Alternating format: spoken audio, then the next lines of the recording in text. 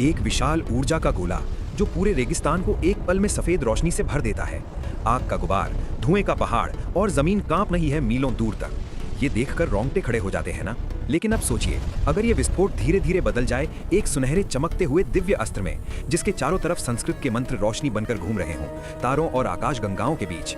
ये कोई Hollywood film नहीं है दोस्तों, ये हमारा अपना इतिहास है। आधुनिक दुनिया की सबसे भयंकर, ठीक वैसी ही तबाही का वर्णन हजारों साल पहले एक ग्रंथ में लिखा गया था। एक तरफ आज का विज्ञान, दूसरी तरफ प्राचीन दिव्यास्त्र। दोनों की विनाशक शक्ति हैरान करने वाली हद तक एक जैसी है। और ये सब लिखा है प्राचीन संस्कृत श्लोकों में, पत्थर पर खुदे हुए अक्षरों में, जो आज भी सुनहरी रोशनी में चमकते हुए लगते हैं। हर शब्द के पीछे छुपा है ऐसा रहस्य जिसे आधुनिक वैज्ञानिक भी पूरी तरह समझा नहीं पाए हैं। और इन सब रहस्यों का स्रोत है एक ही महाग्रंथ, महाभारत। सोने की पत्तियों से सजा, लाल रेशम में बंधा ये ग्रंथ सिर्फ एक युद्ध की कहानी नहीं है, ये मानव सभ्यता के सबसे बड़े रहस्यों में से एक है। और आज हम इसमें से निकालेंगे 7 ऐसे अस्त्रों की कहानी जो परमाणु शक्ति से भी कहीं ज्यादा खतरनाक थे। नंबर 1 पर जो अस्त्र है, उसकी शक्ति सुनकर आपकी सांसें रुक जाएंगी। कुरुक्षेत्र, धरती के इतिहास का सबसे बड़ा रणक्षेत्र। ऊपर से देखो तो लगता है 2 समंदर आमने सामने खड़े हैं। लाखों लाखों सैनिक, हजारों रथ, विशालकाय हाथी, सब सुनहरी धूप में नहाए हुए। इतनी बड़ी सेना की कल्पना भी मुश्किल है। जमीन पर उतरो तो नजारा और भी दिल दहला देने वाला है। कौरव सेना के बीच से गुजरो तो दिखेंगे सोने का कवच पहने योद्धा कतार में खड़े, युद्ध के हाथी लाल और सोने से सजे हुए, और रथों के पहियों की आवाज से जमीन कांप रही है। हवा में धूल और जोश एक साथ खुला हुआ है। सामने देखो तो 2 विशाल सेनाएं आमने सामने, बीच में एक खाली मैदान। दोनों तरफ से शंखनाद हो रहा है, झंडे गर्म हवा में लहरा रहे हैं। सूरज खून जैसा लाल होकर डूब रहा है पश्चिम में। हर कोई जानता है इस युद्ध से वापसी नहीं है। एक योद्धा का हाथ तलवार की मूठ पर कस रहा है, एक तीरंदाज की उंगलियां धनुष की प्रत्यंचा खींच रही हैं। एक युद्ध हाथी की आंख में दुश्मन सेना का अक्स दिख रहा है। रथ का पहिया सूखी घास को कुचलता हुआ आगे बढ़ रहा है, और खून जैसे लाल आसमान में एक शाही ध्वज ऊपर उठ रहा है। युद्ध शुरू होने वाला है। ऊपर से देखो तो सांस थम जाती है। सुनहरे कांस्य रंग की कौरव सेना और रुपहली नीली पांडव सेना 2 विशाल लहरों की तरह एक दूसरे की तरफ बढ़ रही हैं। करोड़ों पैरों की आहट से धूल आसमान तक उठ रही है। मानव इतिहास का सबसे भयंकर महासंग्राम इसी पल शुरू हुआ। और इस महायुद्ध में इस्तेमाल हुए ऐसे ऐसे अस्त्र जो साधारण इंसान की कल्पना से भी परे थे। नंबर 7 पर है आग्नेयास्त्र। देखिए, एक योद्धा अपने रथ पर खड़ा है। उसके हाथ में एक तीर है जो नारंगी लाल आग से दहक रहा है। तीर जैसे जिंदा है, छोटी छोटी लपटें नाच रही हैं उसके बदन पर। अग्नि देवता की शक्ति समाई है इस एक तीर में। उसने तीर को सोने के धनुष पर चढ़ाया, प्रत्यंचा खींची पूरी तरह, और जैसे जैसे प्रत्यंचा खिंच रही है, तीर की आग और तेज हो रही है। संस्कृत के मंत्र रोशनी बनकर घूम रहे हैं तीर के चारों तरफ। होंठ हिल रहे हैं मंत्रोच्चारण में। इस पल में प्रार्थना और विनाश एक साथ मिल रहे हैं। और फिर तीर छोड़ा गया। धीमी गति में देखिए, तीर धनुष छोड़ते ही बदल रहा है आग की दीवार में। पूरा आसमान भर गया दिव्य अग्नि से। हवा भी जल उठी तीर के पीछे। ध्वनि की सीमा टूट रही है। एक अकेला तीर और पूरा रणक्षेत्र बदल गया। रणक्षेत्र में आसमान से आग की बारिश हो रही है। हजारों आग की धाराएं तिरछी गिर रही हैं जमीन पर। पेड़ पल भर में आग के स्तंभ बन गए। एक नदी भाप बनकर गायब हो रही है। चारों तरफ सिर्फ आग, धुआं और तबाही। ऐसा लग रहा है जैसे प्रकृति खुद समाप्त हो रही है। जमीन के करीब से देखो तो तस्वीर और भी भयावह है। पथरीली जमीन पिघलकर नारंगी लाल हो रही है। गहरी गहरी दरारें पड़ रही हैं। एक छोड़ा हुआ रथ पल भर में राख हो गया। धातु के कवच ताप से विकृत हो रहे हैं, और आसमान में उठ रहे हैं जलते हुए अंगारे, उल्टी बर्फबारी की तरह। जमीन खुद बदल रही है अपना रूप। आग थमने के बाद जो बचा है वो देखकर दिल भारी हो जाता है। क्षितिज तक झुलसी हुई काली जमीन, पतला धुआं उठ रहा है जगह जगह से। जहां कुछ देर पहले हरी भरी घाटी थी, वहां अब सिर्फ राख और जली हुई मिट्टी है। एक अकेला काला पेड़ कंकाल की तरह खड़ा है। और ये था सिर्फ नंबर 7 का अस्त्र। अभी तो 6 और बाकी है। नंबर 6 पर है वायव्यास्त्र, वायु देवता का अपना अस्त्र। देखिए, एक और योद्धा खड़ा है अपने रथ पर। चांदी का कवच पहना है, सफेद चोगा हवा में लहरा रहा है। उसके हाथ में एक रुपहला तीर है जिस पर हवा के भंवर के निशान खुदे हैं और नीली सफेद ऊर्जा से चमक रहे हैं। तीर से ही अलौकिक हवा निकल रही है। तूफान आने वाला है। तीर आसमान में उड़ गया, और उसी पल आसमान में बनने लगा एक विशाल अलौकिक बवंडर। काले बादलों के भीतर से उतर रहा है एक भीमकाय फनल जो नीली सफेद रोशनी से जगमगा रहा है। बिजलियां कड़क रही हैं बवंडर के अंदर। रणक्षेत्र की हर चीज इसके सामने बौनी दिख रही है। प्रकृति के प्रकोप को दिव्य शक्ति ने 1000 गुना बढ़ा दिया है। बवंडर घुस गया रणक्षेत्र में, और फिर जो हुआ उस पर यकीन करना मुश्किल है। विशालकाय युद्ध हाथी, सोने का कवच पहने, लाल कपड़े से सजे, हवा के जोर से जमीन से उठ रहे हैं। लकड़ी के रथ टुकड़े टुकड़े होकर बिखर रहे हैं। पहिए, लकड़ियां सब उड़ रहे हैं आसमान में खिलौनों की तरह। ये कोई साधारण आंधी नहीं थी, ये थी दिव्य शक्ति की तबाही। एक कवचधारी योद्धा ने अपनी तलवार जमीन में गाड़कर खुद को रोकने की कोशिश की, लेकिन उसका शरीर हवा में लगभग समानांतर हो गया। पैर जमीन से उठ रहे हैं, चोगा फटकर उड़ रहा है। दूसरे योद्धा की ढाल छिटक कर निकल गई हाथ से। असीम शक्ति के सामने इंसान कितना बेबस है, ये दृश्य यही बता रहा है। लेकिन इसके खिलाफ एक उपाय था। विपक्ष के एक योद्धा ने दोनों हाथ उठाकर मंत्रोच्चारण शुरू किया और जमीन से एक के बाद एक पहाड़ उठने लगे। पर्वतास्त्र, विशाल चट्टानों की दीवार खड़ी हो गई बवंडर और सेना के बीच। पत्थर और मिट्टी आसमान में उछल रहे हैं जब पहाड़ जन्म ले रहे हैं। एक दिव्यास्त्र के खिलाफ दूसरा दिव्यास्त्र, ये कोई साधारण लड़ाई नहीं थी दोस्तों। बवंडर टकराया पहाड़ों की दीवार से। नजारा अद्भुत था। हवा चीख रही है पहाड़ों के चारों तरफ। चट्टानों पर दरारें पड़ रही हैं, लेकिन पहाड़ टूट नहीं रहे।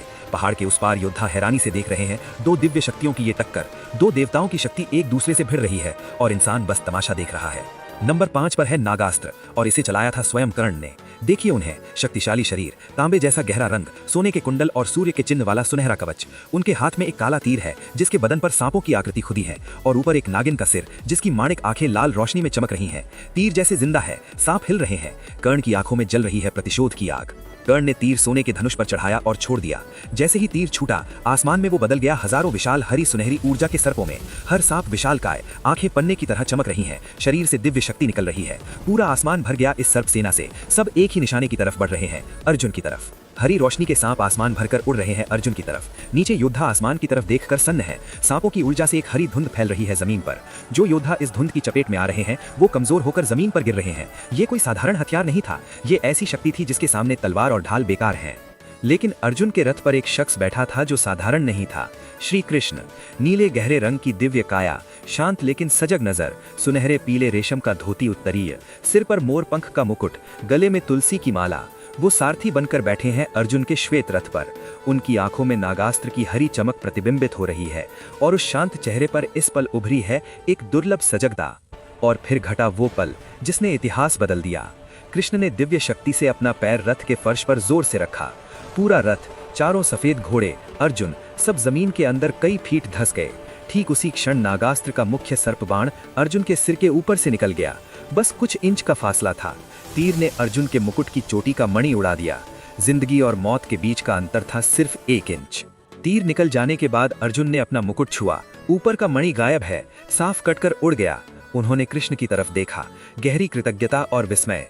कृष्ण मुड़कर देखते हैं, वही चिर परिचित शांत जानकार मुस्कान चेहरे पर। कुछ कहने की जरूरत नहीं। मणि धूल में पड़ा है रथ के बगल में।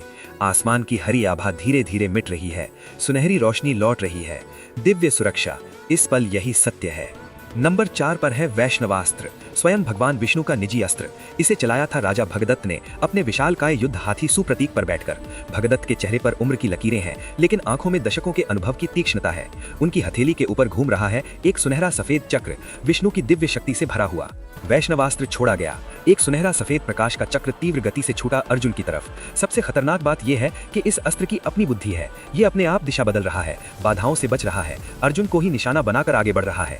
कोई ढाल, कोई तीर, कोई मंत्र इसे रोक नहीं सकता। ये अपने लक्ष्य को कभी नहीं छोड़ता। अर्जुन ने गांडीव धनुष उठाया पलटवार करने के लिए, लेकिन कृष्ण ने शांति से हाथ बढ़ाकर अर्जुन को रोक दिया।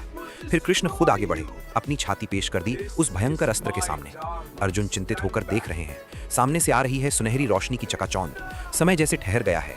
ये परम आत्मविश्वास का क्षण था, क्योंकि कृष्ण जानते हैं वो कौन है। अस्त्र कृष्ण की छाती को छूने वाला था और फिर हुआ एक अविश्वसनीय चमत्कार। वो भयंकर जलता हुआ चक्र कृष्ण की नीली छाती को छूते ही उसकी विनाशक शक्ति बुझ गई। कठोर सफेद रोशनी नरम सुनहरी हो गई। चक्र बदल गया एक सुंदर दिव्य फूलों की माला में। कमल, तुलसी, पारिजात की माला हल्के से कृष्ण के गले में आ गिरी। अस्त्र ने अपने स्वामी को पहचान लिया। विष्णु का अस्त्र विष्णु को कैसे मारता। पूरा रणक्षेत्र सन्नाटे में डूब गया। दोनों पक्षों के योद्धा हथियार नीचे किए खड़े हैं, मुंह खुला चमत्कार देख रहे हैं। भगदत्त हाथी पर से हैरानी से ताक रहे हैं। अर्जुन हाथ जोड़े खड़े हैं कृष्ण के पीछे और कृष्ण खड़े हैं शांत, दिव्य, गले में नई फूलों की माला, चेहरे पर वही सर्वज्ञ मुस्कान। बादलों को चीरकर रोशनी की धार उतर रही है सिर्फ उन पर। उस दिन रणक्षेत्र में हर किसी ने जान लिया, उनके सामने खड़े हैं स्वयं परमेश्वर। नंबर 3 पर है नारायणास्त्र और इसे चलाया था अश्वत्थामा ने, द्रोणपुत्र अश्वत्थामा।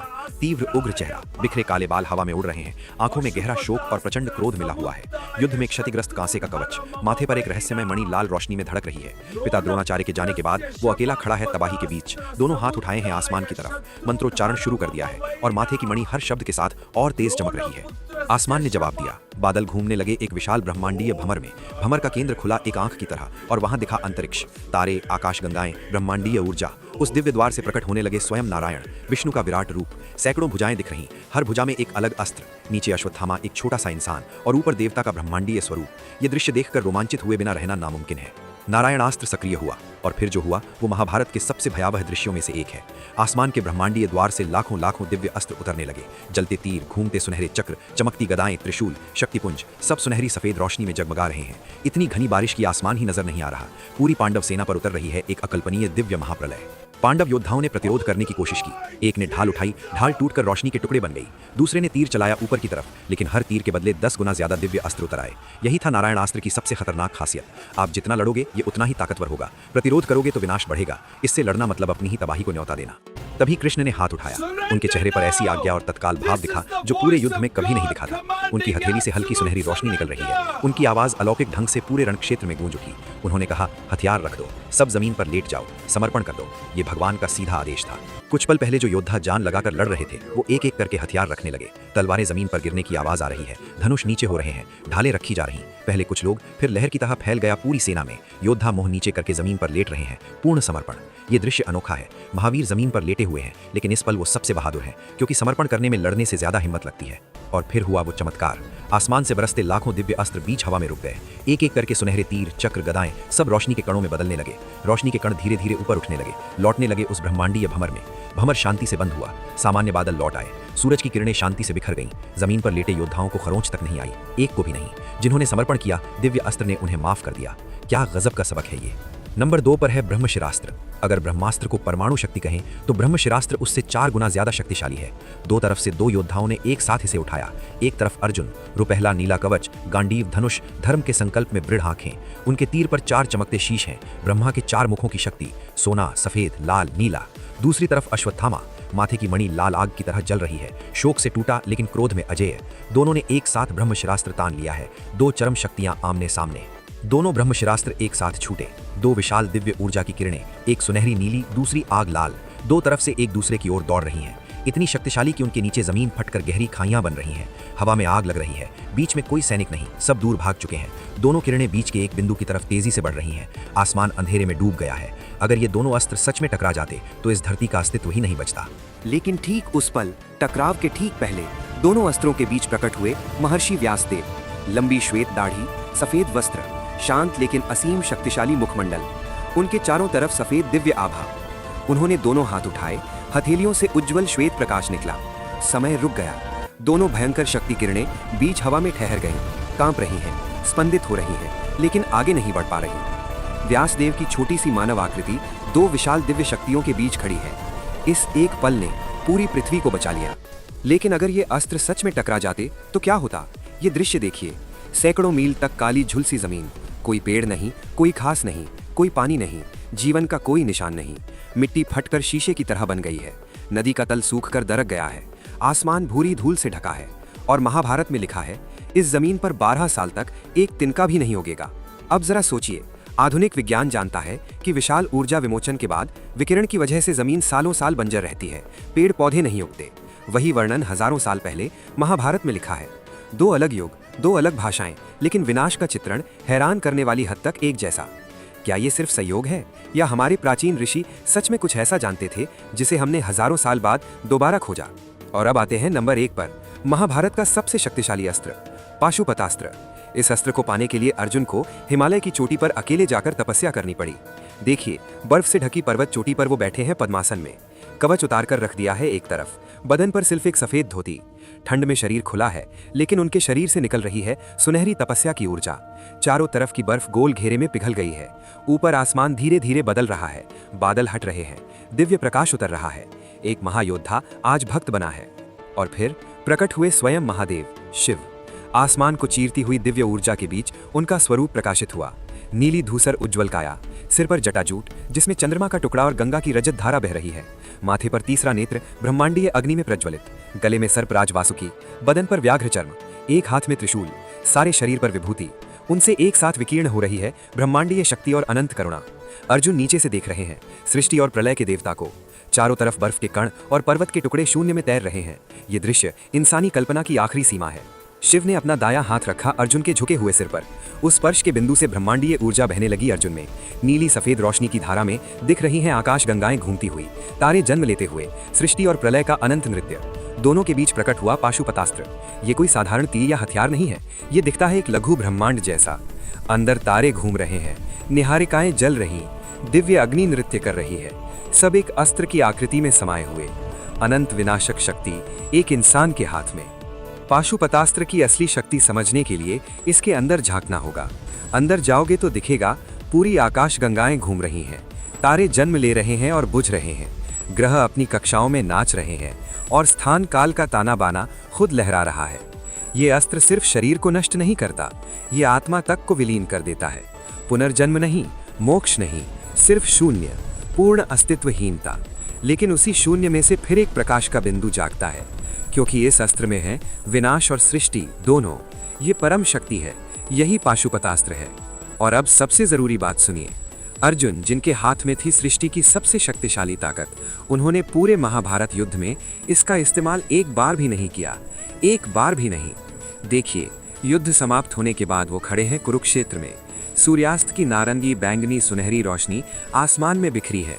पीछे युद्ध का मलबा, पीठ पर गांडीव धनुष, कमर पर पाशुपतास्त्र हल्की ब्रह्मांडीय रोशनी में चमक रहा है। अप्रयुक्त, अक्षत, अनंत शक्ति से भरपूर। बगल में खड़े हैं कृष्ण, गर्वित और संतुष्ट मुस्कान चेहरे पर। दृश्य धीरे धीरे दूर जा रहा है। दो आकृतियां छोटी हो रही हैं, रण क्षेत्र फैल रहा है, भारतवर्ष दिख रहा है, फिर पृथ्वी, वो नीला ग्रह जो बचा हुआ है क्योंकि एक योद्धा ने अपनी सबसे बड़ी शक्ति को इस्तेमाल ना करने का फैसला किया। पाशुपतास्त्र की हल्की दिव्य चमक पृथ्वी पर आखिरी दिखने वाला बिंदु है, संयम का शाश्वत प्रतीक। क्योंकि असली शक्ति विनाश में नहीं होती दोस्तों, असली शक्ति है अपार ताकत रखते हुए भी संयम बनाए रखना।